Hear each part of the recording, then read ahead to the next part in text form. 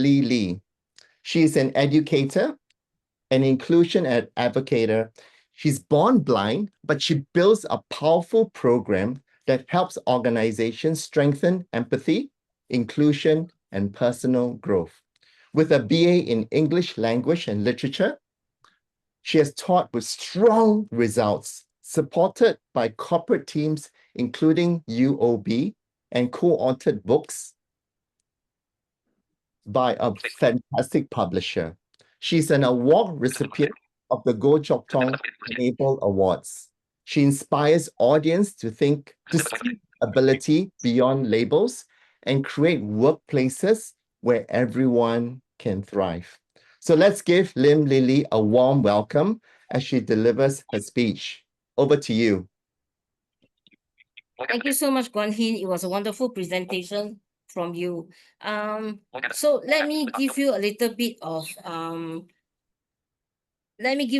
introduction about myself. As what Guan Hin says, I was actually working as because my screen reader is very noisy. I was actually working with organizations, and I feel that it was actually quite stifling. As you can see my slide, actually I work for organizations and actually wanted to do something positive for myself. That's why I came out, and then finally co-founded a company called Collective Perspectives.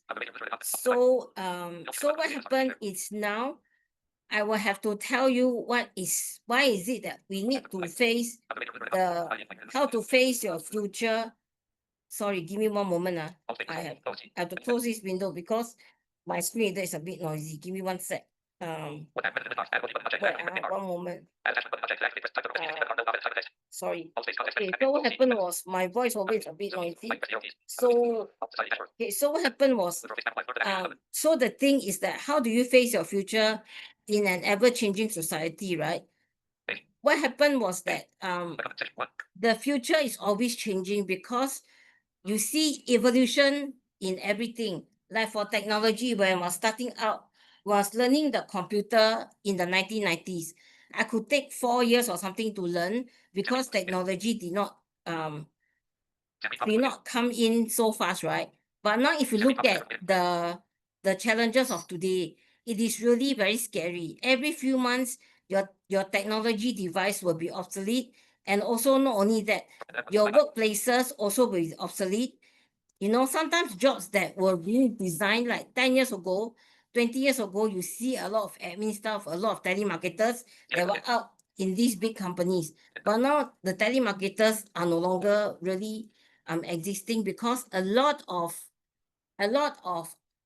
companies have actually found out all their jobs either overseas or you know, like let's say Singapore is expensive, so your career path must change. And every few months you see this company close, that company close. A lot of things will happen in a sphere whereby you may not understand why it happens, but yet technology and now you talk about career path like 10, 20 years ago, you may be thinking that, I can stay in this job for life. That was what I thought when I had my first job in 1991. However, it was not to be so because since then, technology has changed people's jobs, people's career paths, and even the way you live and the way you interact with each other. So then what do you have to do in order to make sure that you can actually face the future in this unsettling world or in this society? First, you must take the courage to know that you have to change because the courage actually helps you to walk out of whatever you are doing and to know that nothing is constant. The only thing is constant is change. So 10, 20 years ago when I was using the computer, the screen reader software, everything was very, very primitive. I can't even do PowerPoint slides or can't even do anything like that. But now if you go to like slide 5, if I'm not wrong, okay, a lot of things have changed, and now we even have blind people can now take photos, can do most things that you guys can do, even reading with, reading PPT slides and stuff like that. So long as it is not in image form, blind people can actually communicate with you and can even actually do social media. So the courage to step out. So courage even about fearless. It's actually acting in spite of fear.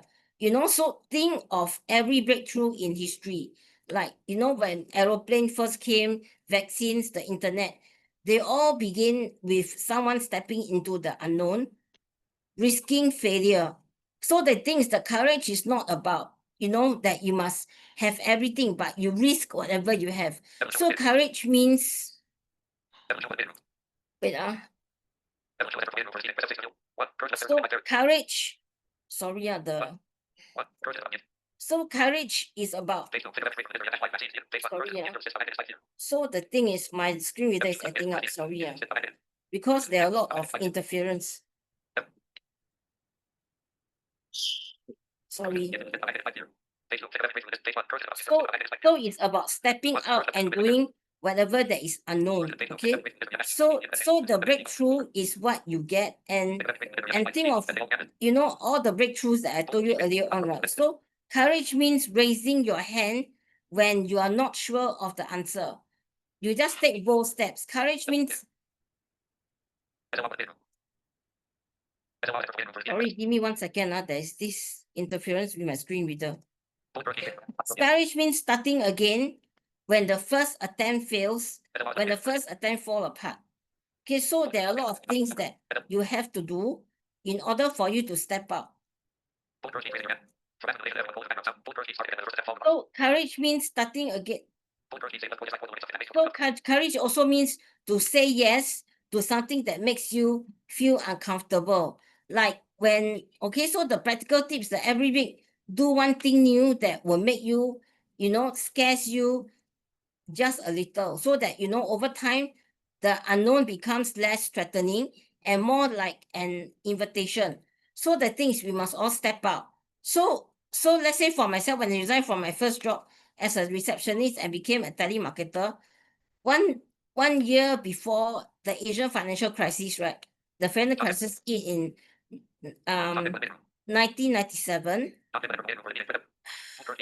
I was very fearful because everything was unknown, and plus the fact that I was blind, and there was fear that I could not, I couldn't make it. But then, because of the fact that of my tenacity and because of good memory, I was able to, move, and would be, retrenched if I did not move from my company, because it was also adopting a semi-auto system then. So because my great fear was not being able to secure a job, my greatest fear was not being able to perform on the new job, as I took a leap of faith to expected as a telemarketer and was being asked to go. So hence I gave my all to the job. So therefore, that's why I was able to move from these things. Then I knew that nothing was impossible. So we come to the next C, which was clarity. So clarity was, sometimes the world can be very noisy. Okay. So clarity is your anchor. So you need to be able to, you cannot control everything, but you can adjust your sail if you know where you want to go. So this is also about knowing your values and why. So ask yourself, what matters so deeply to me or to you that you or me could still care about it in 10 years, 20 years, right? So what do I want? What do I want my contribution to be, no matter what job I hold? Then when you have clarity of purpose, the storms of change don't throw you off course. Then they simply give you a different route to the same destination. So for a case in point for myself, right, I wanted a guide dog since I was 12 years old, but I never got it until I was 45, reasoning because there were so many obstacles that came my way. But I was focused. I was clear that a cane wouldn't be a long-term solution for me, and therefore I decided that a guide dog was the way to go, and I fought for it. So that was clarity for me in terms of life. In jobs, I know that whatever I do, I must be clear of my goals. Once I go in the first day of my job, I talk to my bosses and ask them what are my duties. And then now I'm a co-founder of a social enterprise called Collective Perspectives. I also discuss with my bosses or my co-founders what we ought to do and what do we need to do for the next 1 year. So when the direction is clear, you know that no one goes off course. And the third attribute you have to have is curiosity. If courage is the engine and clarity is the direction, right? So curiosity must be the fuel. Why do I say curiosity is the fuel? You know, curiosity keeps you from becoming obsolete. You know, it keeps you adaptable. It opens doors you didn't even know existed. So the most valuable skill today isn't a specific tool or adaptive or apps. It's the ability to learn how to learn. That means you have to always unlearn and relearn so that you can stay relevant. So when you're curious, failure isn't a dead end. It's data. So you know that when you're curious, everything will flow. So curiosity transform I have to into I get to. So practical tip is ask more what if. You know, what if questions. If you meet someone in a different field, ask how does that work. If a trend scares you, ask what can I do or what can I explore about this before I judge it, you know, so that you can remain relevant. So the next slide, the only story that brings. So for me, right, my own story is a very interesting one whereby I went from one place to the other, just like this young woman, right? She once met a young woman, like I met a young woman, but I can also relate to myself that, you know, once the industry collapsed, like for example, now you don't see telephone operators in big companies. They all farm out to call centers. So when I job hop, I know that I have to acquire a new skill. So, but for this young lady, instead of being paralyzed because she was made clueless, she didn't cling to the past. She asked herself, what am I still curious about? You know, what problem do I still care about solving? So she took a short online course, which I also did, reach out to strangers on LinkedIn, and within a year, she was thriving in a completely new field. So the thing is, we do not wait for certainty.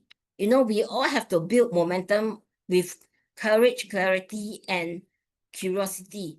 So of course, technology and everything plays a part, but it's also our own internal innovation within ourselves that have to be able to relate to what we want to do. So the future will not slow down for us, but we can speed up our adaptability. And when you walk out of here today, right, I would like to invite you to remember that have the courage to take the first step into the unknown, find the clarity that keeps you anchored, and fuel your curiosity so that you never stop growing.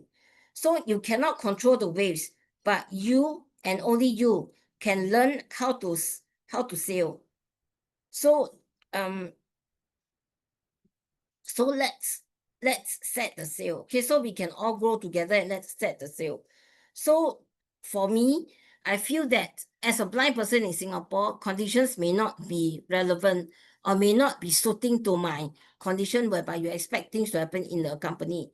But with technology and with things that are happening and a curious mind that continues to learn, we are all able to make our ends meet. So even for company clarity, company has also, the top leadership has to be clear in what they want to do, take the courage to see change and tell your employees to be curious in what they need to do so that your company will grow in the direction that you want to see.